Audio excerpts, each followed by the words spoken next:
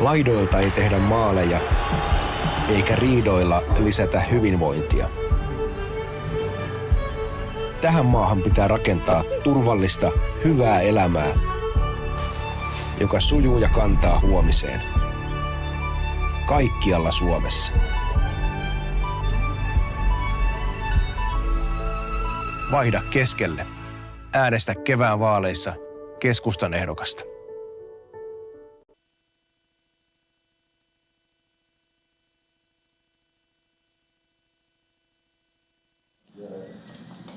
No niin, oikein hyvää päivää maailma vastaanottimien äärelle, missä ikinä tätä katsottekin. Täällä Oulu ja Valveen kokoustila ja täällä paikalla on runsas joukko huikeita keskustalaisia paikallispolitiikan sankareita, eli kunta- ja aluevaaliehdokkaita.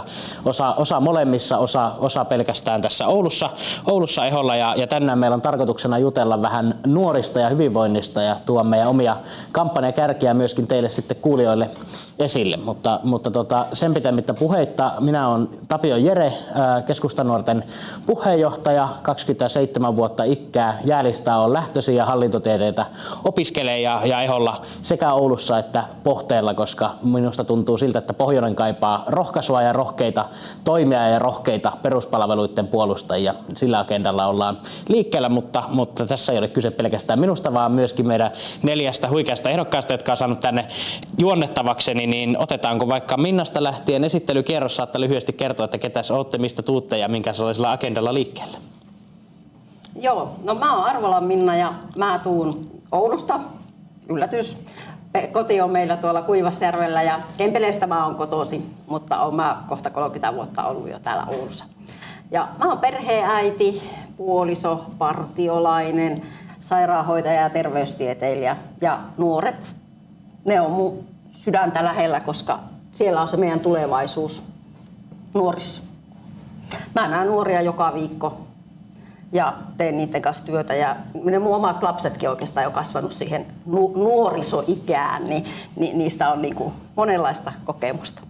Kyllä vain, eli tämmöisellä käytännön kuulumisilla ja kokemuksella tähänkin keskusteluun pääsee sitten pomppaamaan. Kyllä. No mites sitten Siiri? No joo, moikka tosiaan. Mä oon Ruokolan Siiri, opiskelen varhaiskasvatusta Oulun yliopistossa ja on ehdolla Oulun kaupunginvaltuustoon. Näiden titteleiden rinnalla on myös isosisko ja kummitäti, ne on mun tärkeimpiä titteleitä. Mä ajattelen, että kukaan ei ymmärrä nuoren ja opiskelijan arkea niin hyvin kuin nuoria opiskelija itse, eli sen takia me tarvitaan myös nuoria päättäjiä ja Oulu tarvii myös tolokkua ja tolokon lisäksi myös rohkeutta ja kunnianhimoa. Tämmöisillä ajatuksilla. Jes, sitten Mirja. Jes, mä oon Kartisen Mirja ja ehdolla kunta- ja aluevaaleissa. Ja musta tuntuu vähän, että mä oon ehkä velvoitettu nyt näihin vaaleihin, koska teen tosiaan tuolla nuorten kanssa töitä ja mun mielestä nuoria ei tarpeeksi puolusteta eikä kuulla päätöksenteossa. No, mulla on oikeastaan äitikortti toki, teini-ikäisiä löytyy ja sitten pahnan pohjimmaisena tämmöinen pikkunenkin vielä. Ja mulle erityisen tärkeää on harrastamisen mahdollistaminen. Sitä tarvii kaikki ikäluokat, mutta erityisesti lapset ja nuoret. Se on yksi mun kantavista teemoista. Ja päivätyökseni tosiaan Oulun 4H-yhdistyksen toiminnanjohtajana on, eli saan olla paljon nuorten kanssa tekemisissä. Jes, ja sitten Jesse. No hei, mun nimi on Jesse Rousu. Mä oon 19-vuotias lukio-opiskelija. Mä oon Oulun keskustan nuorin ehdokas. Mä oon lähtenyt näihin vaaleihin sen takia, että mun mielestä samaistun tähän, että mun mielestä nuorten ääni ei kuulu tarpeeksi päätöksenteossa. Olen toiminut 4 vuotta nuorisovaltuutettuna, josta 1 vuoden toimin nuorisovaltuuston puheenjohtajana. Siellä sain semmoisen kunnon kosketuksen paikallispolitiikkaan ja nyt lähdin katsomaan, että miten nämä vaalit menee ja mielellään tulin siis keskustelemaan tänne, koska mielellään aina tuon niin kuin, nuorten näkökulmaa esille kaikissa asioissa. Joo, eli aika monipuolisista perspektiiveistä päästään tänään näihin kysymyksiin pureutumaan. Mennään suoraan asiaan, koska tässä muistuteltiinkin, että meillä on napakka tunti aikaa ja jo ennakkoon oli selvää, että keskustelijoilla kyllä näkemyksiä riittää, että keretään kaikki kahlata lävitse, niin lähdetään ensiksi ihan semmoista yleiskuvasta, että missä tällä hetkellä mennään, eli miten nuorilla tänä päivänä mielestäsi menee ja otetaan vielä tässä Minna ensiksi ja sitten mennään siitä järjestyksessä.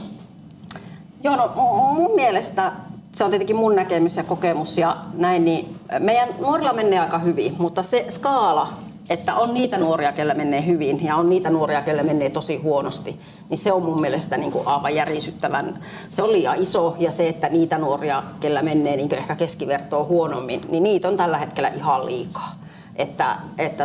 Kyllä mä koen, että meidän nuoret tarvitsee myös meidän aikuisten tukea, mutta myös teidän nuorten tukea, että meidän nuoret on oikeasti se meidän tulevaisuus ja kun ne jaksaa tällä hetkellä liian huonosti, niin mua huolettaa, että miten ne saa kaikki opintonsa käytyä ja miten esimerkiksi sitten se perhe pitäisi perustaa, niin kuulostaa vähän siltä, että nyt ei ole tähän Suomeen oikein hyvä hommata perhettä ja vaikka lapsia.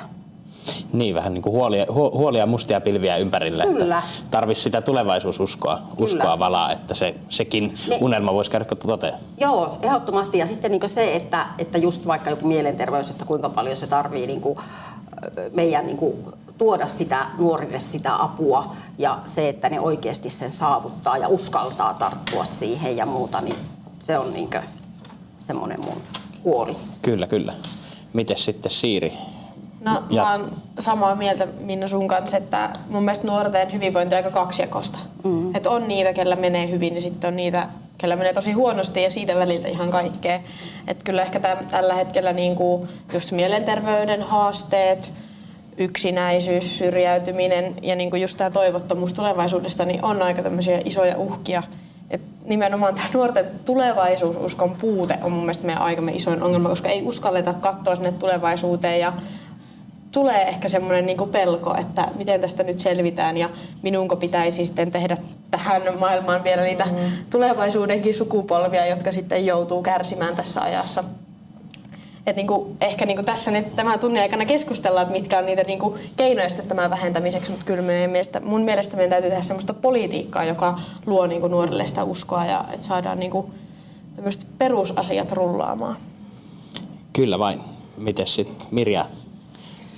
No en lähde toistamaan näitä samoja, kyllähän se näin on, että viime viikolla ilmestynyt nuorisobarometri oli aika karua luettavaa kyllä meille ammattilaisille. Ei sillä mitään uutta ollut, mutta niin kuin polarisaatio lisääntyy koko ajan ja sekä perheissä että niin kuin nuorten keskinäistä tämmöistä niin kuin polarisaatiota, eriytymistä on ja ne, joilla menee hyvin, menee vielä paremmin ehkä kuin aiemmin ja ne, joilla huonosti, niin vielä huonommin. Että eihän se ole oikea kehityssuunta missään tapauksessa, että se tulevaisuususko, jos sitä viedään nuorilta pois, niin silloin kyllä viedään kaikki. Ja näin mä ajattelen, että mä varmaan tämän tunnin aikana tulen puhumaankin tästä työstä aika paljon, koska se on niin kuin mun työtäni se nuorten niin kuin työhön saattaminen, mutta ne työelämätaidot on yksi tosi oleellinen ja niitä täytyy hirveästi nuorten kanssa kyllä niin kuin jumpata ja niihin saada sitä tukea. Kyllä. Ja varsinkin kun kilpailu kesätyöpaikoista ja muista on nyt uutisoitu, että on melko kovaa, niin sielläkin alkaa olla rimaa korkealla ja pitää käydä useita haastattelukierroksia, niin se merkitys vaan korostuu varmasti. No mites Jesse, miltä kuulostaa? Allekirjoitatko? No allekirjoitan oikeastaan kaikkien tässä mua edeltäviä olevien puheenvuorot, koska eihän nämä vuodet ole ollut suotuisia. Se on ihan sanomattakin selvää. On ilmastokriisiä, on mielenterveyskriisiä. Meidän toi naapuri käy sotaa Ukrainassa, joka varmasti, niin kuin, vaikka meidän sukupolvi ei olekaan elänyt ikinä sota-aikaa, niin varmasti on herättänyt monenlaisia ajatuksia ja sitten ajanut sitä tulevaisuuden uskoa alas. Ja, maailmassa tapahtuu tällä hetkellä niin paljon, että se on varmasti monille itsellekin välillä tosi niin kuin ylikuormittavaa. Mutta mä ehkä silleen poikkean, että tietenkin niin kuin siinä uskossa tulevaisuuteen on ollut haasteita. Mutta mä oon kyllä niinku huomannut, että kyllä monilta nuorilta oikeasti niinku löytyy uskoa tulevaisuuteen ja siihen, että jos me yhdessä tehdään asioita, jos me yhdessä taistellaan, niin silloin me saadaan paljon aikaiseksi. Mä oon huomannut, että useita mun kavereita, jotka ei ennen ole välttämättä ollut niin kiinnostunut politiikasta, on nyt alkanut kiinnostua ja vähän heräilemään, että kuinka paljon esimerkiksi politiikka vaikuttaa meidän kaikkien elämään niin kuin ihan arkipäiväisesti. Niin, se on, mutta on paljon haasteita ja niitä ei tietenkään pidä sivuuttaa. Esimerkiksi mä oon tosi huolestunut niin kuin nuorten mielenterveyden tilanteesta Pohteella, mutta ihan koko Suomessa. Ja ne on sellaisia asioita, jotka vaatii oikeasti ratkaisuja, ne vaatii kunnianhimoisia päätöksiä ja ne on sellaisia asioita, joita ei voida lakasta pöydän alle, koska se kostautuu meille tulevaisuudessa vääjäämättäkin, jos me ei nyt huomioida näitä asioita. Kyllä. Ja toi oli hyvä nosto toi että useampi nuori niin kun on kiinnostunut poliittisista asioista, ja se itse asiassa näkyy ihan tutkimuksessakin, että Sitra viime vuoden alussa mittasi nuorten poliittista aktiivisuutta, ja siinä niin kun on ilmi, että nuoret on paremmin kärryillä kuin ehkä koskaan aikaisemmin ja oikeasti kiinnostuu asioista ja ilmiöistä ja haluaa vaikuttaa, mutta että se ongelma on se, että esimerkiksi tämmöinen niin kuin vanhan kantainen tai siis niin kuin nykyinen poliittinen järjestelmä ja puolueet, niin ne tuntuu tosi etäisiltä ja ne on etäisempiä kuin varmaan koskaan aikaisemmin. Että siinä on aika iso kuilu, missä nimenomaan varmasti jokainen meistä ollaan aika ratkaisevassa asemassa, että miten me saatetaan ne nuoret myöskin sitten sinne niin kuin vallan äärelle, missä niitä muutoksia tehdään, että nimenomaan se kanavoitus sitten tulevaisuususkoksi eikä jäisi sitten tavallaan turhautumiseksi ja apatiaksi, että siinä ollaan niin kuin isojen kysymysten äärellä ja niin kuin itsekin näen, että tässä on niinku ehkä pari kysymystä, mitä niinku nuoret kaipaa. Että toinen on just tämä toivo ja se, että on niinku joku syy tavallaan kehittää itseään ja tavoitella ja mennä eteenpäin, että pystyisi saavuttamaan itselleen tietyllä tavalla niinku turvatun elämän ja vaikka saamaan sitä perheen lisäystä ja niinku elämään hyvää elämää niin se, että se tavallaan kytkeytystä, kun käy koulut ja menee töihin tai perustaa yrityksen tai tekee mitä tahansa, menee sitä omaa intohimoa kohti, niin se niinku lopussa kantaa hedelmää. Että sen ajatuksen niin kuin vahvistaminen ja synnyttäminen nuorissa on totta kai tärkeä, mutta sitten ehkä toinen on se just, että tietyllä tapaa ehkä jokainen meistä, erityisesti nuoret, kaipaa yhteisöjä että tästä on ehkä tullut vähän semmoinen eristäytynyt yhteiskunta verrattuna aiempaan, että ei välttämättä tunneta omia naapureitamme ja koska kaikilla on niin kauhea kiire, niin semmoinen ehkä vapaaehtoistoiminta ja osallistuminenkin on pudonnut alaspäin. Me ei olla tekemisissä kuin hyvin kapean piirin kanssa tälleen, niin kuin me tässä pöydän ääressä ollaan. Sitten toki somen kautta varmaan enemmän, mutta se ei ole sama asia.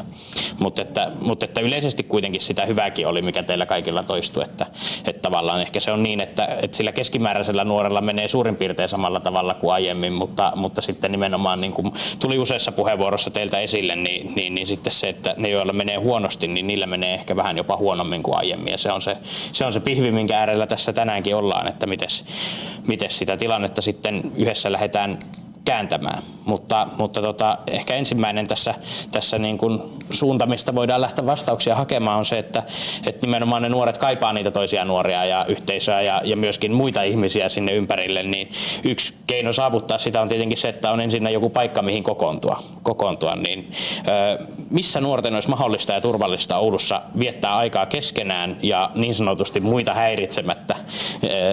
Voi myös toki ottaa tämä muita häiritsemättä kohtaan kantaa. Mulla ainakin heräsi muutamia ajatuksia siitä myös, mutta lähdetään tällä kertaa Siiristä ja tullaan sitten kierros ympäri. Joo, no me tarvitaan enemmän avoimia ja helposti saavutettavia nuorisotiloja niin tänne niin kuin kaupunkiin. Esimerkiksi mä niin kuin tosi monesti nostan sille, että Valkean nuorisotellaan se on niin kuin aivan mahtavaa, niin kuin, että se täytyy niin kuin ehdottomasti säilyttää ja tarvitaan tänne keskustan alueelle tämmöisiä niin kuin olohuonetyylisiä paikkoja lisää, mutta toki niitä tarvitaan myös tuonne niin kuin eri asuinalueille siellä, missä nuoret on, sinne niitä tarvitaan. Ja ehkä niinku, en tiedä, onko tällä haettu tällä muita häiritsemättä, niin ajatusta sinne, että ne ei niinku norkoilisi sitten tuolla Valkean käytävillä tai muuta vastaavaa. En niinku, ehkä lähtisi ihan tuolla tavalla, että jos ne nuoret löytää jonkun paikan, missä olla ja heillä on siellä kiva olla ja heillä on siellä yhteisö, niin silloin en niinku koe, että ne välttämättä muita hirveästi häiritsee. Mutta joo, tämmöisiä matalan kynnyksen kohtaamispaikkoja, tämmöisiä olohuoneita lisää. No hyvin samoin ajatuksen kyllä kuin Siiri, että toi Valkean konsepti on hirveän onnistunut. Kyllä. Ja muutama vuosi sittenhän koitettiin niin kuin nuorisotoimintaa ikään kuin tätä, niin kuin, no toki koronan takia, mutta muutenkin sen jälkeenkin niin koitettiin vähän tämmöistä niin tyyliin, vähän niin kuin etänä hoitaa näitä nuorisotyöpalikoita ja se ei toimi. Se ei yksinkertaisesti, nuoret kaipaa ja janoaa sitä, että joku tulee ja kohtaa ja katsoo silmiin, että ei, mä vastustan kaikkea semmoista, että tämmöinen perinteinen matalan kynnyksen kohtaaminen, Valkea hyvä esimerkki, mutta toki sitä täytyy saada niin kuin muuallekin päin Oulua ja tasaisesti onhan meillä näitä niin kuin esimerkkejä, esimerkiksi Metsokangas, niin täysin riittämätöntä se niin kuin nuorille siellä se tila, että on ollut kaikennäköisiä ilmiöitä tässä viime vuosina siellä. Ja tietenkin se harrastustoiminta, että matalalla kynnyksellä itse olen tuossa viime viikolla mopopajaa suunnitellut Maikkulaan ja mä luulen, että niissä on aika paljon semmoista, niin kuin, palataan vähän semmoista arkisten asioiden ympärille ja täytyy vähän semmoista arkista päästä touhua, niin se yhdistää. Kyllä, ehdottomasti näin. Mites? Yes. No, mä allekirjoitan heidän ajatukset ihan täysin. Munkin mielestä me tarvitaan Ouluun ehdottomasti lisää tiloja nuorille. Ihan semmoisia tiloja, missä he voi niinku hengailla, viettää aikaansa, mutta myös sit mun mielestä semmoisia tiloja, missä voi niinku opiskella, koska Oulussa ei ole kauheasti tilaa niinku tai ei ole niinku opiskelupaikkoja kauheasti opiskelijoille, että yleensä kirjastot on aina todella täynnä ja kaikki kahvilat on todella täynnä ja tietenkin kahvilassa on aina sitten se, että jos olet siellä asiakkaan, niin sun pitää niinku ostaa jotain. Niin mun mielestä olisi tosi tärkeää, että olisi semmoisia matalan kynnyksen paikkoja, mihin sä voit vaan mennä viettää sun kavereitten kanssa aikaa tai sitten opiskelee ilman, että sun tarvii niinku ostaa yhtään mitään. Tietenkin kesällä mun mielestä itse vietän mieluiten aikaa ulkona, joten mun mielestähän silloin koko Oulu on avoinna, voi olla ihan missä vaan. Mutta sitten talvella se on tietenkin vähän toinen asia.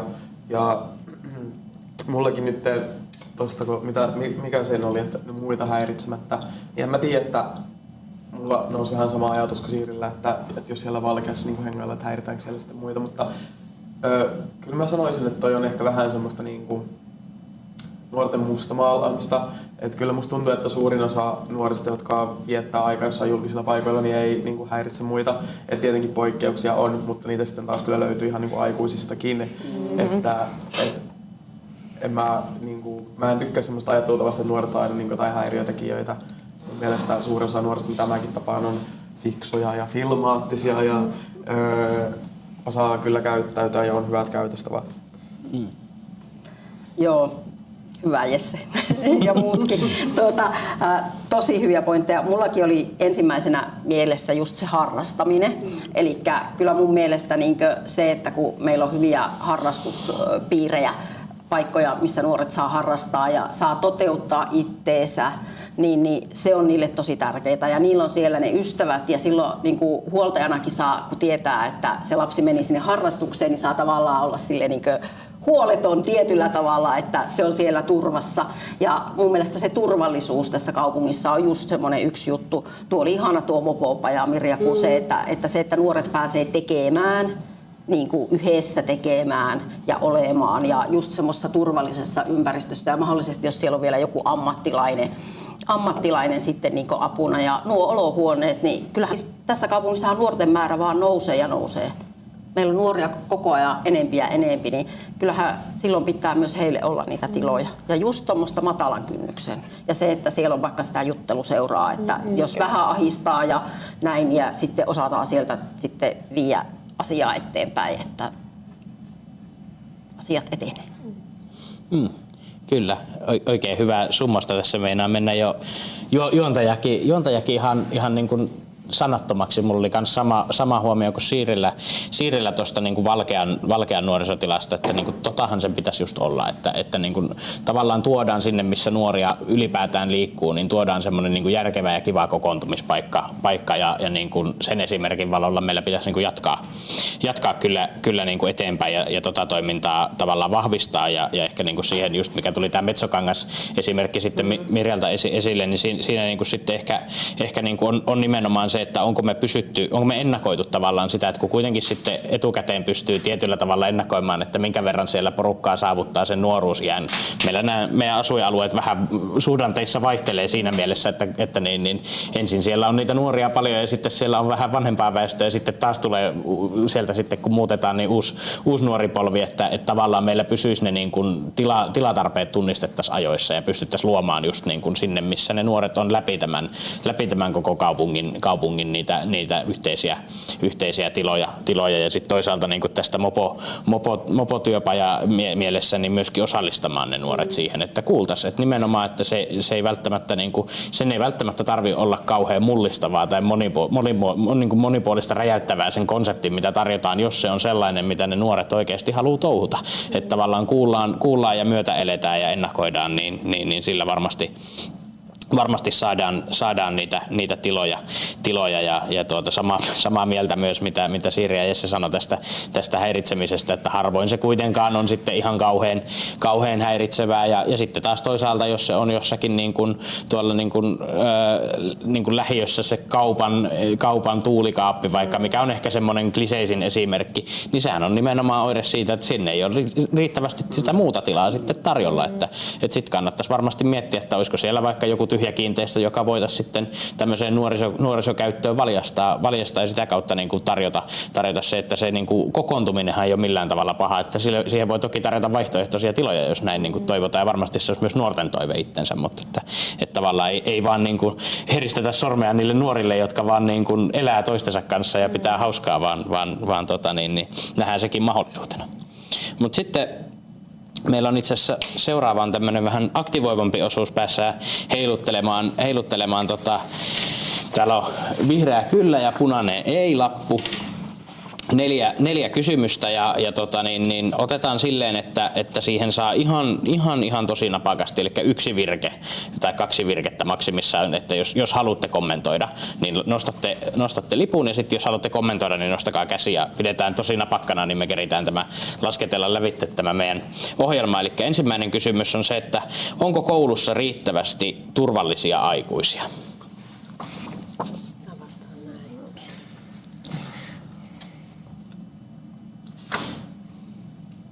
Jes, ja ei ilmeisesti tähän kommentoitavaa. Tämä oli vähän vaikea, mutta siis siellä on, mutta se, että kyllä mä näen, että niitä ei ole riittävästi. Niin, että onko enemmän sitten kyse resursseista, että onko aikaa kohdata jokainen nuori? No, sekin. Ja niin kuin vaikka koulussa niin ryhmäkoot on kasvanut niin suuriksi, että ei sillä opettajallakaan ole aikaa kohdata, niin totta kai sinne tarvitaan lisäkäsiä. Joo, ja mun mielestä ne koulutkin on kasvanut vähän turhaan suureksi. Niin kyllä. Ainakin välillä. Meillä oli tämmöinen puolivälimalli, koska tämähän on koulukohtaista myös hyvin paljon. On, ehdottomasti. Joo, siis kyllä mun mielestä koulusta löytyy turvallisia aikuisia, mutta olen puhunut tästä aikaisemminkin, sori mä vien tämän lyhyenä, mutta Oulussa oli tämmöinen kokeilu, mä en tiedä onko sitä jatkettu, missä oli niinku nuorisotyöntekijöitä tai siis aikuisia, jotka niinku kiersi koululla ja ei niinku ollut siis niinku opettamassa roolissa. Mä veikkaan, että tämmöisiä, kun vaikka kiertäisi Oulussa kouluissa tai lisättäisi enemmän, niin ne voisi olla tosi hyödyllisiä, koska mä sit taas luulen, että joillain oppilailla se kynnys niin mennä puhumaan sille opettajalle jostain asiasta niin voi olla aika korkea, niin nämä voisi olla ehkä semmoisia niin matalamman kynnyksen kautta. Ja yksi näitä koulucoach-tyyppisiä. Ja koulumummoja on ala-asteella. Tässä vielä, joo, tää on tästä heti tykkää kaikesta tämmöisestä. Kaikesta. Siihen koulumummo siis on niille lapsille kiva, se on opettajille kiva ja se on varmasti niille mummoillekin kiva tai papoille tai ketä ikinä onkaan, mutta siis tämmöistä on mun mielestä aivan ihania. Siinä on molemmista päistä, että lapsille se turvallinen kohtaaminen ja joku, joka tsemppaa ja tukee, mutta sitten just nimenomaan se, että meillä on aika iso niin kuin vanhusväestö täällä niin kuin Oulun ja Pohteen alueella ja se, että se just, että liikkeessä pysyminen on paras lääke. Se ehkäisee tosi monelta, niin tuohan on ihan täydellinen ratkaisu siihen, mutta jatketaan sitten, jatketaan sitten eteenpäin. Onko koulussa riittävästi koulupsykologipalveluita? Tästä ollaan hyvin yksimielisiä. Ei ilmeisesti, vai onko kommentoitavaa tähän? No ehkä mulla on vielä semmoinen, että niin kuin nythän kun tuli tämä niin kuin alueuudistus, niin jotkut ajatteli, että ne pitää viedä sieltä kouluilta pois, kun mä oon nimenomaan sitä mieltä, että ne koulujen palvelut pitää olla siellä koulussa, että niin kuin, että ei oppilaita rampauteta vaikka keskenpäivän sitten koulusta vaikka täällä keskustassa käymässä niin kuin vaikka kuraattorilla tai psykologilla. Joo, ja mä oon ainakin ajatellut myös sitä, että mun mielestä siis voisi miettiä tämmöistä oppilashuoltoa, että olisiko se nimenomaan kuitenkin kokonaan sen kunnan tehtävä, eikä se, että nyt kun Pohde hoitaa osaa, niin enää en voi huoltajana Vilma-viestillä lähestyä niitä hyvinvointialueen työntekijöitä, niin mun mielestä tämäkin on niin tämmöinen vähän vaikeuttaa, että varmaan sitä rajanvetoa ehkä pitää joskus tarkastella uudestaan. Niin, varmasti. Ja tullaan näihin mielikysymyksiin, niin se on varmasti se olennaista, että sen pitäisi olla mahdollisimman helppoa. Pitäisi vaan niin kuin nostaa tavallaan käsi pystyyn ja sen jälkeen sen, niin kuin, tavallaan sen niin kuin prosessin pitäisi viedä eteenpäin, eikä niin, että tarvii itse hamuilla sitten siellä ja etsiä niitä vastauksia. Niin tämä olisi varmasti just, että ne on siellä koulussa. Se on niin kuin ehyt se kommunikaatioketju ja se palveluntuotanto, että esimerkiksi vaikka juuri jopa näin, että se menisi kokonaan sitten saman hallintoyksikön alla, mutta että pääpointtina se, että se palvelupolku on ehyt ja palvelut on helposti saatavilla. Kyllä. No sitten, löytyykö nuorille polkuja eteenpäin? On kyllä tämmöinen. Mä oon meidän kanssa täällä. Joo, lähdetään Mirjasta liikkeelle. Joo, kiitos. Mä nostin vähän kumpaakin, koska tässä vaikuttaa monet seikat. Sosiaalinen status, usein perhe, mistä sä olet ja minkälainen se sun tuki siinä ympärillä on, se verkosto. Ja se toiveikkuus myös hirveän paljon, että mikä se sun niin kun, suhtautuminen siihen tulevaisuuteen on. Ja polkuja osalle löytyy helposti ja osalle ei.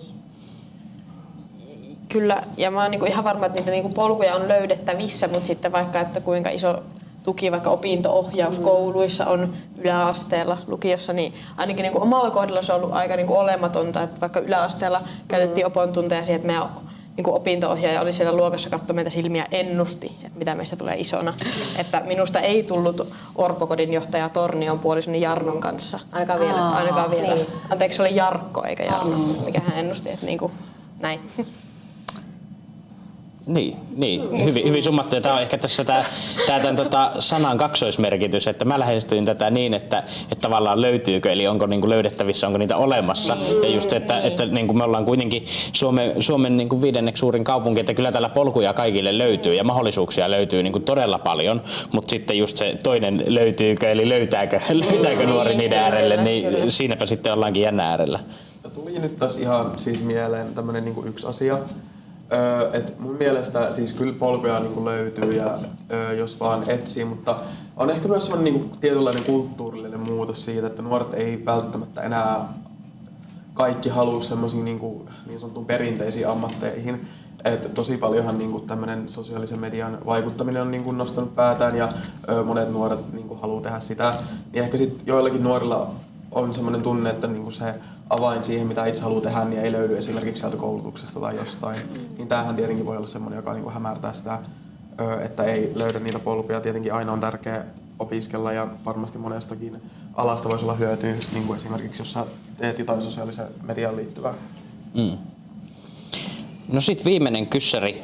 Saako nuoret arjessa apua tarvittaessa? Kyllä vai ei? Tästä on syvä yksimielisyys. Onko lisättävää? On. Tämä on lisättävää. Siis se, että Mirja ehkä tietää tämä, että kun me sanotaan, että kun vanhenee, niin aika menee aina vaan nopeampaan. Meidän aikuisten pitäisi muistaa se, että lapsilla ja nuorilla se ajankäsitys on eri kuin meillä.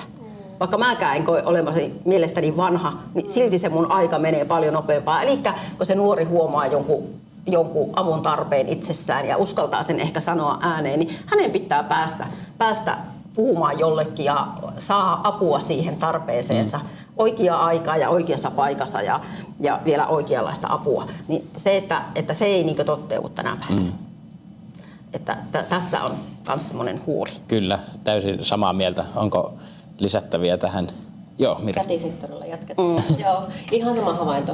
Ja nuoruushan on yksi haastavimmista elämänvaiheista. Ja ne tuen muodothan täytyy koko ajan elää niin kuin siinä ajankuvassa ja niitähän täytyy niin kuin päivitellä. Ja me puhutaan tästä hirveän paljon just esimerkiksi työnhakuprosesseissa ja nuorten niin kuin siinä työllistämisessäkin. Että kun se aikajänne tosiaan on kaikki täytyy saada heti. Niin.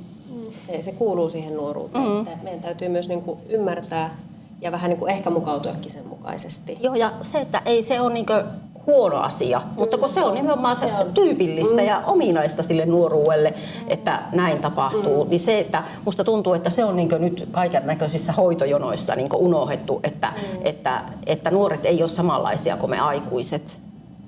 Että aikuinen ehkä voi odottaakin, mutta mä sanoisin, että nuoren ei tarvitse saada niin joutua mihinkään jonoon. Niin, ja kyllähän se jotakin huolestuttavaa mun mielestä viesti, että yksi mun hyvä ystävä muutti siis pääkaupunkiseudulle, koska odotti täällä niin kauan mielenterveyspalveluiden jonoissa. Ja siellä sai niinku apua melkein heti. Et kyllähän se niinku kertoo jostain. Ja esim. Itselläkin kun on ollut, mulla ei ole mitään vakavia niinku mielenterveyden haasteita itsellä koskaan ollut, mutta tietenkin on aina semmoisia kausia, kun tarvii vaikka vähän tsemppiä tai tukea jossain, niin kyllä musta tuntuu, että mun on aika monesti itse pitänyt niinku tulla niinku yli näiden ongelmia, tietenkin perheen ja ystävien tuella, mutta kyllä se on mun mielestä todella huolestuttavaa. Niin ja ehkä jotenkin se, että nimenomaan pääsee sinne palveluiden piiriin nopeasti, että se ei ehdi niinku ärtyä siihen niinku vakavimpaan vaiheeseen, että siellä missä kohtaa sun tiedoissa niinku välkkyy punaisella 1 000 000 huutomerkkiä, että nyt apuun tämä, niin silloin sut otetaan avun piiriin, että se täytyy tapahtua nimenomaan siinä ennaltaehkäisevässä vaiheessa. Kyllä. Ja myöskin mä oon ehkä huomannut semmoisen jo pitkään, että on myös semmoisia palveluita, mistä ei edes tiedetä. Että myöskin se niistä tiedottaminen on tärkeää, että se on niinku myöskin sillä nuorella tiedossa, että hei, minä voin saada tämmöistä apua tai tukea. Niin kyllä, että se hautautuneena vai jonnekin netisyövereihin, että itse asiassa tämmöinenkin vaihtoehto on, niin silloin se on vähän niin kuin tuuripeli, että kuka sinne löytää. Ja se, että sit se just, että se, niin kuin tässä tulikin monessa hyvin, että pitäisi vaan osata pyytää ja sitten se tulisi. Että ei tarvitsisi monta kertaa perustella sitä omaa avun tarvetta. Että sehän se on kaikista raskainta. Niin, kyllä. Että se on niin kuin äärettömän. Koska ei se nuori monestikaan sitä sitten jaksa tehdä. Ja se on mun mielestä jo tosi rohkea, jos sitä osaa pyytää ja vaatia, koska moni nuorikin saattaa vaan, että nyt mä vaan niin kuin toivon, että joku minut huomaisi. Ja huomaisi, että minä tunnen tällä tavalla, koska minä en uskalla välttämättä siitä puhua. Kyllä, tuo oli hyvin kiteytetty. Kyllä. Mutta sitten itse asiassa jatketaan vähän samalla teemalla ja nämä on nyt sitten niitä ihan perinteisiä kysymyksiä taas. Eli mitä apua nuorille tulisi lisätä? Ja tällä kertaa tässä Mirjasta lähdetään liikkeelle ja sitten tullaan taas kierrosta ympäri. No me ollaan aika paljon käyty tässä varmasti on vähän sitä läpi, että minkälaista apua, eli varmasti se matala kynnys ja helposti saavutettavissa ja kyllähän se niin kuin nuoren elämässä kouluun linkittyy niin vahvasti, että siellähän se täytyy olla niin kuin saatavissa se apu minun mielestä. Ja tämä on musta, äsken tässä sivuttiinkin hurjaa, että apuahan täytyy osata niin kuin pyytää, että täytyy olla niin kykenevät, sitä täytyy osata kysyä. Ja mä oon kuullut nuorista, jotka ajattelevat, että he eivät ole tarpeeksi sairaita tähän systeemiin saadakseen niin kuin sitä matalan kynnyksen apua. Että he tietävät aina jonkun, jolla asiat menee vähän huonommin. Eihän näin voi niin kuin oikeasti olla. Että niin kuin kyllä jokaisen täytyy, se on ihan niin kuin inhimillinen oikeus saada niin kuin tosi helpostikin sitä jeesiä. Ja kyllä mä sanon, että niin kuin, me aikuiset tarvitaan myös aika paljon apua siinä, että eihän se niin kuin nuorten kasvattaminen, lasten kasvattaminen ylipäätään hirveän helppoa ole, mutta se niin kuin nuoren elämän vierestä seuraaminen, niin se ei ole hirveän helppoa. Ja Oulu on tässä kyllä ryhdistäytynyt, nythän on ollut tosi paljon kaikennäköistä vanhemmille webinaareja ja muuta, että niitä on kyllä ilolla tervehtinyt. Koko perhettä tarvii aina vähän kasvattaa. Ja nuorethan kasvattaa omia vanhempia aika hyvin. Kyllä. Näin se on. Kyllä. Pitää siitäkin puolesta huolen. Joo, ei pääse niin kuin sammaloitumaan. Mutta toi on hyvä havainto, kun tuntuu, että toisaalta niin kuin saattaa olla, että nyt vaikka tänne Ouluunkin niin paljon muuttaa nuoria vanhempia, joilla saattaa olla sitten vaikka se oma lähisukukin niin kuin pitkän matkan päässä, että toisaalta se niin kuin semmoinen sosiaalinen turvaverkko siitä perheen ympäriltäkin on saattanut niin kuin pikkusen hävitä, niin siinä varsinkin korostuu se kaupungin tarve, että tavallaan pitää olla tasata sillä tavoin, että kaikille on oikeasti sitä niin kuin yhteisöä ja tsemppiä tarjolla siinä vanhemmuudessa myöskin, niin sitten varmaan nuorikin pärjää paremmin. Kyllä. Mitäs Jesse? Jere, mä olin nyt niin paneutunut näihin teidän puheenvuoroihin, että toistaisitko kysymyksiä? Eli mitä apua nuorille tulisi lisätä? No, monenlaista apua. Mä nyt sanon tähänkin, että nämä koulutsempparit ja koulumummat ja koulupapat, mitä onkaan, niin mun mielestä ne on semmoisia todella hyviä. Ja sitten tietenkin mun mielestä panostaminen niihin ennaltaehkäiseviin palveluihin ennen kuin siirrytään, tai ennen kuin tulee se tilanne, että joudutaan sitten siirtyä niin kuin raskaimpien palveluiden piiriin. Niin se on mun mielestä tosi tärkeää. Oulussa kyllä on tarjolla jo niin kuin näitä valkinterapioita, joihin voi mennä aika matalalla kynnyksellä, ja sitten on myös näitä chatteja esim. Pohteella on oma. Mutta mun mielestä olisi niinku tärkeämpää, että niitä lisätään, että esimerkiksi Oulussakin, kun tämä on todella iso kaupunki, niin täällä olisi enemmän niitä valkinterapiamahdollisuuksia. Ja sitten tässähän ei nyt oikeastaan kunta tai hyvinvointialueet oikein voi vaikuttaa, mutta kyllä niin tämä ehkä nyt linkittyy sinne sun aikaisempaan tai alustuspuheenvuoroon, missä puhuit siitä yhteisöllisyydestä, että lisättäisiin semmoista niin kuin yhteisöllisyyttä ja että nuoretkin niin kuin nostaa toisia ylös. Niin se on mun mielestä tosi tärkeää, että me tsempataan niin kuin aina toisiamme ja yritetään olla toistemme tukena. Niin se on mun mielestä semmoinen tosi tärkeä asia. Ja nostit tosi hyvän pointin siitä, että niin kuin, lapsiperheet ja vanhemmatkin monesti tarvitsee sitä tukea. Että sitä on mun mielestä todella tärkeää, etenkin sit, jos vanhemmilla on mitä vaan vaikeuksia. Vanhemmillakin voi olla mielenterveysongelmia, voi olla päihdeongelmia. Ja sitten nämä vanhemmat saa sitä apua aikaisin, koska se todennäköisesti tarkoittaa vähemmän traumaa niin kuin niille lapsille, että jos on niin kuin todella vaikea tilanne kotona. Kyllä. Siinä oli kokonaisvaltainen paketti.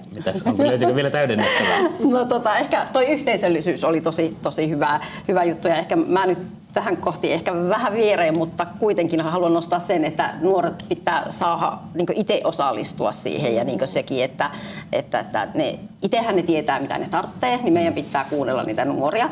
Ja sitten se, että me ei vaan niitä kuunnella, vaan me myös kuullaan. Me nähdään ja me ymmärretään. Niin siinä on niin monta palikkaa jo, mitkä niin herkästi, että kyllähän sitä saa niin nuori puhua, mutta jos kukaan ei oikeasti kuule ja kuuntele. Nimenomaan. Jatka vaan. Joo. Olen itsekin toiminut nuorisovaltuustossa Oulussa 2 vuotta ja vuoden siitä puheenjohtajana, niin kyllä niin kuin silloin tajus sen, että kyllähän ne kuuntelee. Kyllä kuunnellaan, mutta tekoja on vähän. Kyllä ne niin kuin kuuntelee, mutta musta se tuntuu, että se menee niin kuin tosta korvasta sisään ja sitten niin kuin, se on jo niin kuin tuolla ihan jossain muualla toista korvasta mennyt ulos. Että niin kuin, kuunnellaan kyllä, mutta ei kuulla, eikä nähdä, eikä ehkä niinku, sit niinku halutakaan ymmärtää loppujen lopuksi.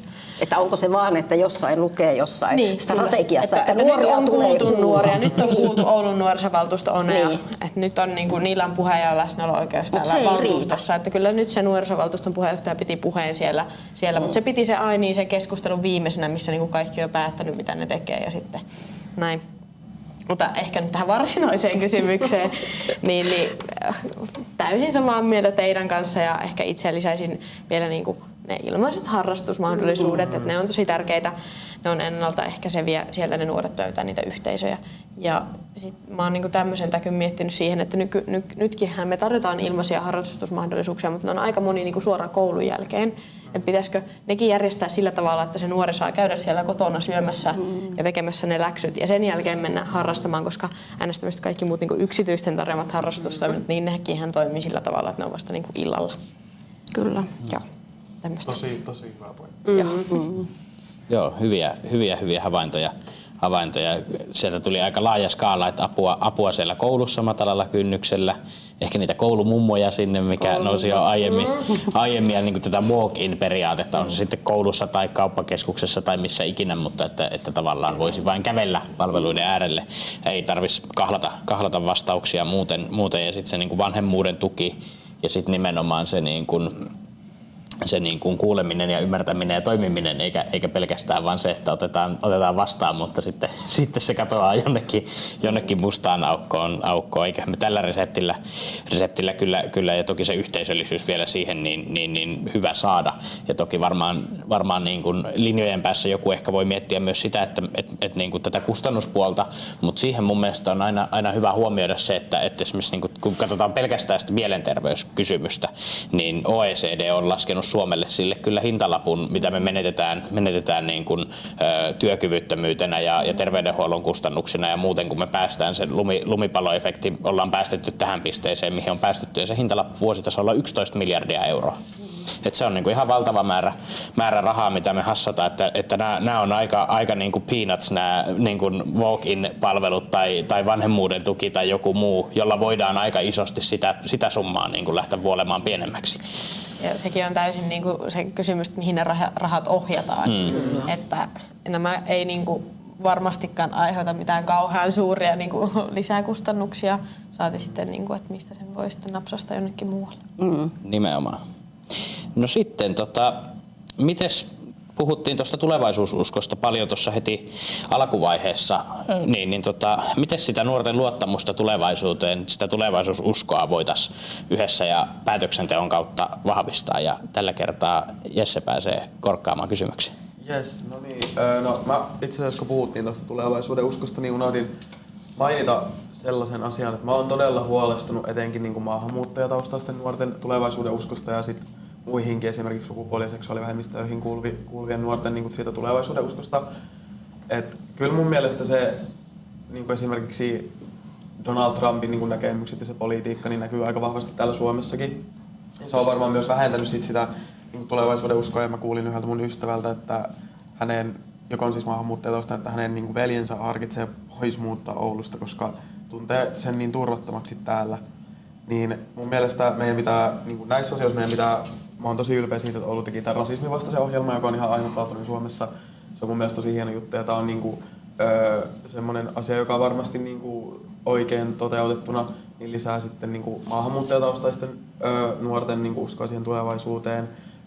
Ja kyllä mä sanoisin, että aika niin kuin iso asia tässä, että nuorten usko tulevaisuuteen lisääntyy, niin on se, että niin kuin niitä päätöksiä on tekemässä nuoret ihmiset. Et silloin niin kuin nuoret voi ehkä enemmän samaistua tietenkin omaikäisiinsä. Tulee sellainen olo, että on niin kuin enemmän kuultu olo. Ja sitten yksi asia, minkä ehkä vielä lisäisin, niin nyt katsotaan kyllä ajatus.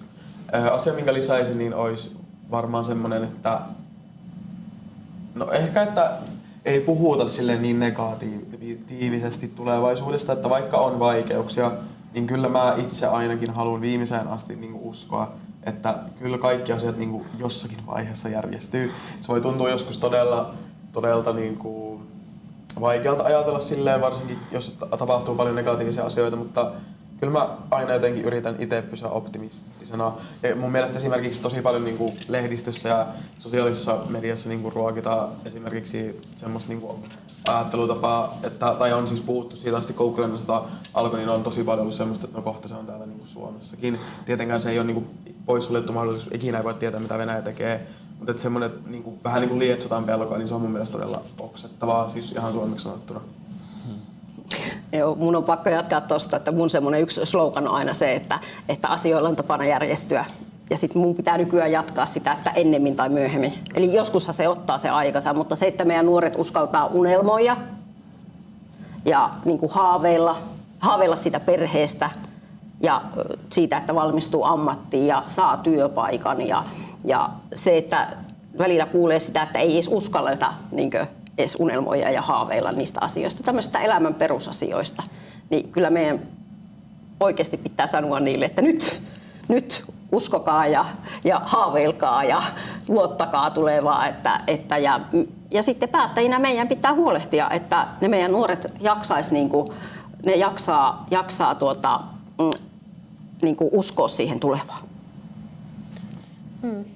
Toi on lause, mikä ehkä vielä 1,5 vuotta sitten ärsytti mua niin paljon, kun mulle tulee sanomaan, että kyllä se niin kuin joskus vielä järjestyy ja että kyllä joskus hyvää voittaa ja kyllä näin. Mutta nyt mä oon täysin samaa mieltä. Nyt niin kuin mäkin on silleen, niin kuin jos että mä oon vaan että kyllä niin kuin, mä tiedän, että sua ärsyttää se, että mä sanon sulle tämän, mutta kyllä se oikeasti järjestyy.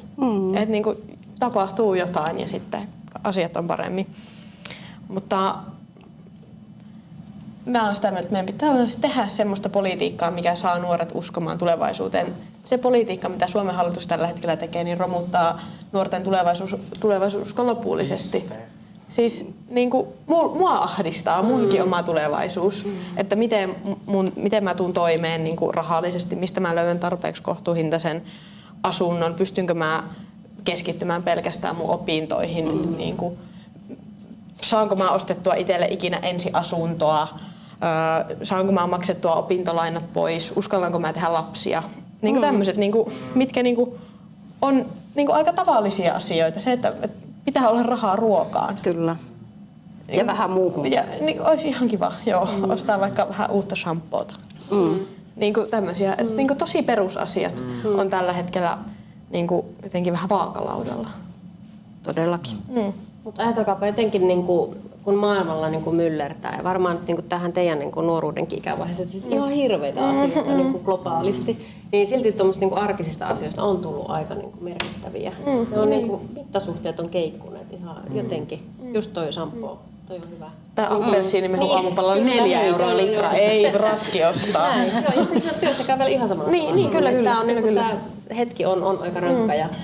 Ja kyllä mä ajattelen, että tässä on monta kertaa sitä työstä puhuttu ja tietenkin mulle se on luontaistakin, mutta meillä on viime vuoden lopussa se 71 000 työtöntä nuorta. Alle 30 ollut Suomessa ja Oulu loistaa aina siellä kärkipäissä nuorisotyöttömyydessä. Kyllä se on se asia ja yksi semmoinen, mitä mä oon miettinyt, niin tämä vaikeasti velkaantuneiden nuorten määrä on kasvanut.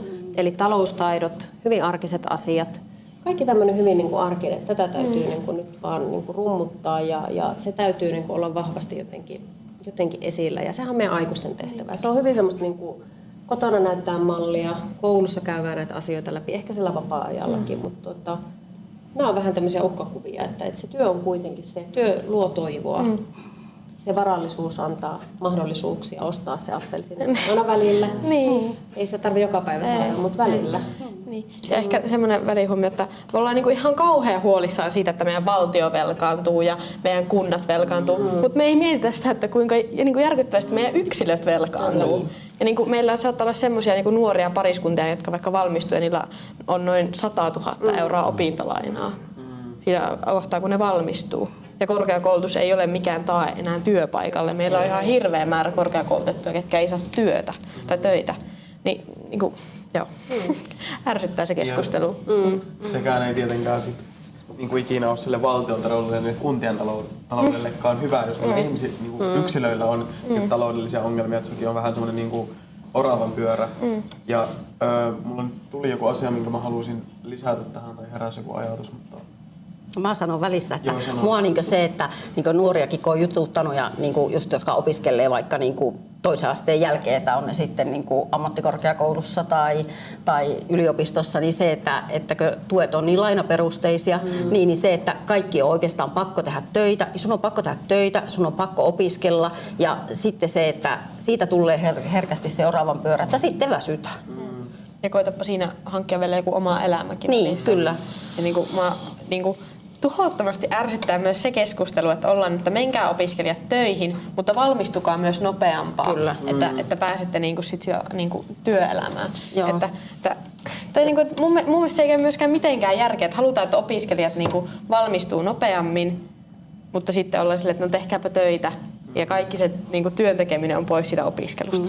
Ja sitten siinä ei ehditä enää esimerkiksi vaikka harrastaa, mikä olisi sitä mukavaa. Ja huolehtia hyvinvoinnista. Kyllä.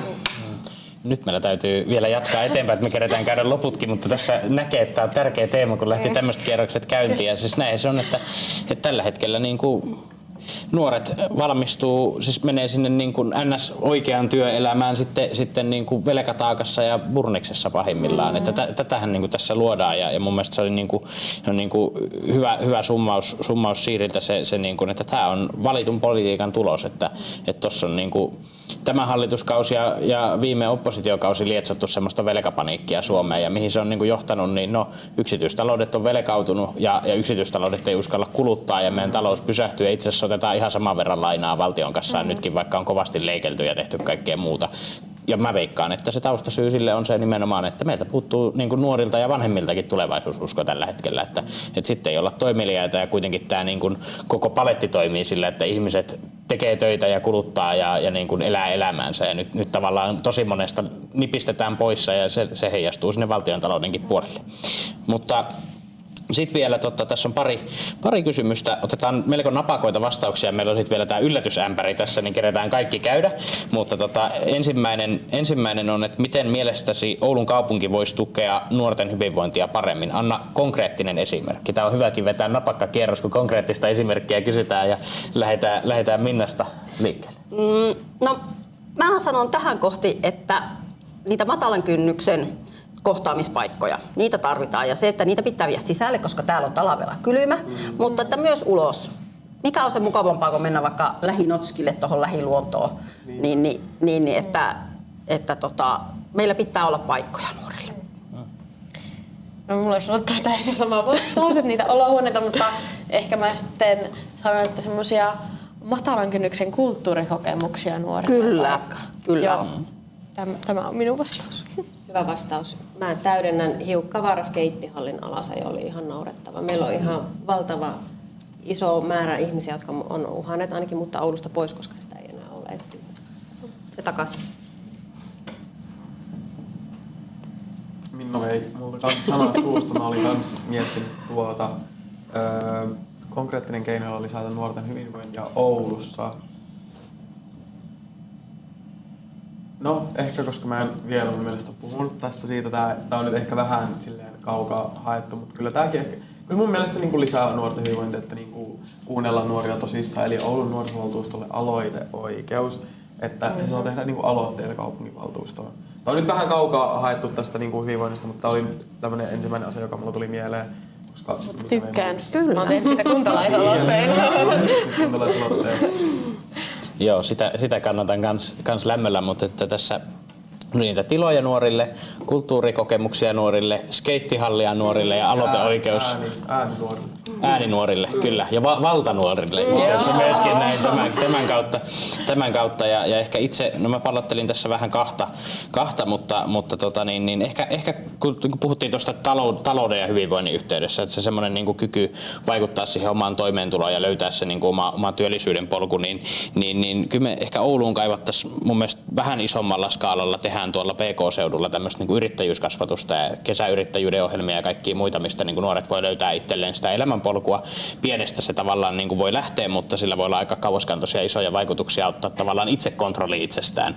Niin tämmöiset ohjelmat ja niiden vahvistaminen Oulussa tavoitteellisesti niin voisi olla hyvä keino saavuttaa sen talouden kautta sitä hyvinvointia.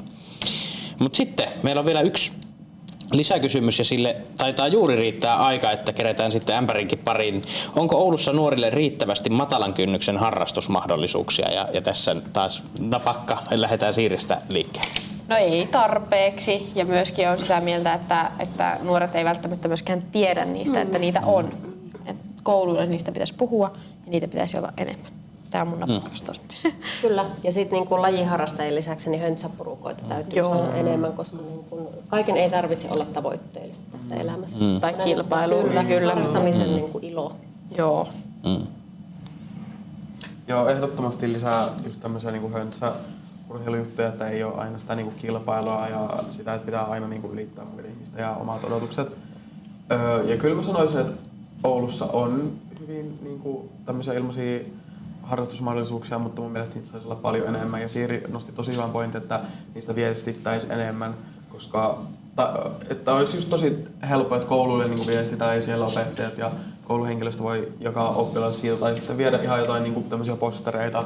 Koululla on monessa paikassa ilmoitustauluja tai johonkin oveen, niin se varmasti niin veisi sitä viestiä nuorille ja veikkaan, että todella monet nuoret, kun ne vaan tietäisi, niin varmasti mielellään lähtisi niin mukaan. Joo, kyllä se niin tavoitteellinen urheilu, niin sehän on kallista. Mutta että sitten just se, että olisi ihan niitä ilmaisia harrastusmahdollisuuksia, mutta myös semmoisia edullisia harrastusmahdollisuuksia. Sano vaan Jesse, jos sulla oli. Joo, mulla tuli mieleen, että mun mielestä Ouluun saisi myös rakentaa enemmän tämmöisiä niin ulkoliikuntapaikkoja. Mä itse asun just tuolla Metsäkankaalla ja siinä on mulla ihan niin kilometrin kävelymatkan päässä semmoinen ulkoliikuntapaikka ja tosi paljon on viettänyt siellä aikaa kesällä ja se on semmoinen niin tosi matalan kynnyksen, että jos on tietenkin lähellä, niin voit vaan niin kävellä. Mieli tuntuu, niin mun mielestä niitä pitäisi olla Oulussa enemmän. En tiedä, että täällä kauheasti niitä olisi, että muutama on.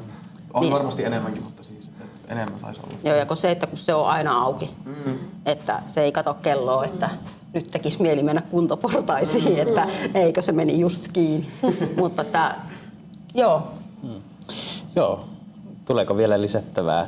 Mä mietin itse tässä, mä voisin sillä välin vielä pohtia. Minusta tässä oli hyvä summaus ja mielestäni se on niin tärkeä just tämä niin höntsä, että kaiken ei tarvitse olla kilpailu. Että kilpaurheilulla ja tämmöiselläkin on paikkansa, mutta ehkä niin mietin sitä, että voitaisiko me löytää vielä joitakin tehokeinoja siihen, että kun me on rakennettu aika paljon liikuntapaikkoja, mutta niin monessa tapauksessa ne on sitten vain niillä varauksilla, eli pitää olla joku seura tai joku niin rekisteröity yhdistys ja sitä kautta niin vaikka joukkuetoimintaa tai jotakin ohjattua toimintaa, että voitaisiko me avata niitä tietyllä tapaa kuntalaisille ja niille nuorille, että silloin kun ne ei ole käytössä niin kuin varatuilla vuoroilla, toki joissakin paikoissa ne on melkein 247 ylivarattuja myös, mutta silloin kun ne ei ole, niin voisiko ne olla sitten tämmöisen niin kuin kaikkien meidän käytössä ja tämmöisessä niin kuin höntsäkäytössä, että tulisi sitä niin kuin semmoista niin kuin kevyttä niin kuin tavallaan kuhavaa liikunnallisuutta ja semmoista niin kuin vähän pihapelikulttuurin tyyppistä sitten, että sitten voitaisiin mennä vaikka se kaveriporukka sitten, että no mennään vaikka potkimaan palloa tai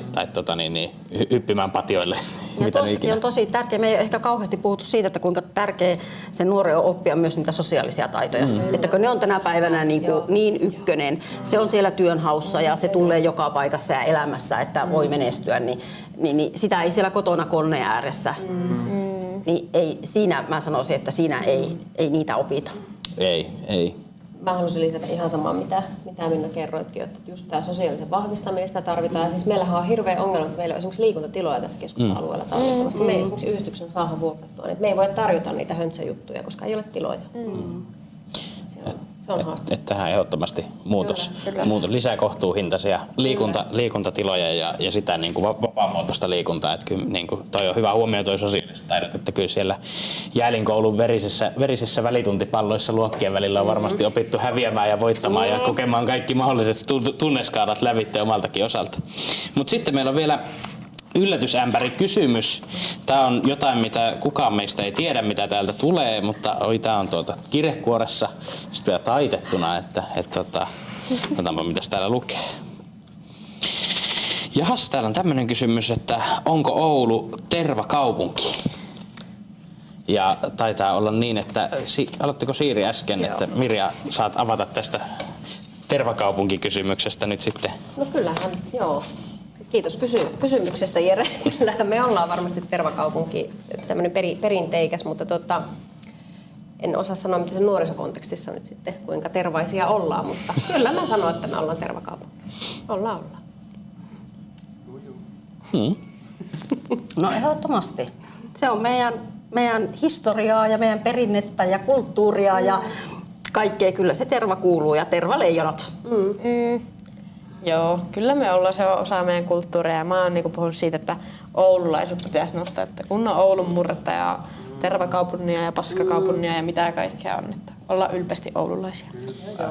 Ja nyt varsinkin kun on kulttuuripääkaupunkivuosi, niin siihen yhteyteen jotenkin tätä pitäisi nostaa. Toki mä olin tulossa Tervatynnyrit asemakeskus alun perin, että se olisi ollut mun mielestä semmoinen ihan kiva tämmöinen paikallishistoriallinen tatsi siihen, mutta jollain muillakin tavoilla justiin murre esille ja kaikki nämä kaikki mahdolliset tämmöiset esille vaan ja jotakin rössypotun maistatusta tonne sitten kulttuuripääkaupunkin vieraille. Kyllä, heti semmoinen shokkihoito siitä heti kun Jos saan lisätä, niin mun mielestä myös semmoinen sitten, että kun ihmisellä on semmoinen niin kuin yhtenäinen kokemus kulttuurista, niin se lisää just sitä yhteisöllisyyttä, mistä puhuttiin.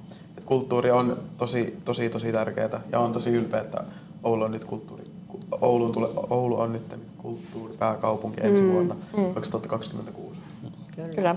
Toivottavasti siihen satsataan myös sen jälkeen. Niinpä. Kyllä joo, että se on vaan starttilaukaus eikä niin kuin tämmöinen yhden vuoden show. Kyllä. Mutta oikein paljon kiitoksia. Me oltiin aika säntillisiä. Taitaa mennä tasan tuohon tuntiin, mitä meillä oli tässä turinoille varattu. Oikein paljon kiitoksia Minnalle ja Siirille ja Mirjalle ja Jesselle hyvistä keskusteluista ja kuulijoille lähetyksen kuulemisesta.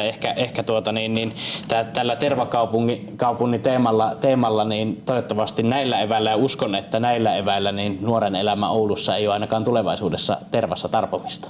Kiitoksia kaikille. Kiitos. Moi moi. Heippa.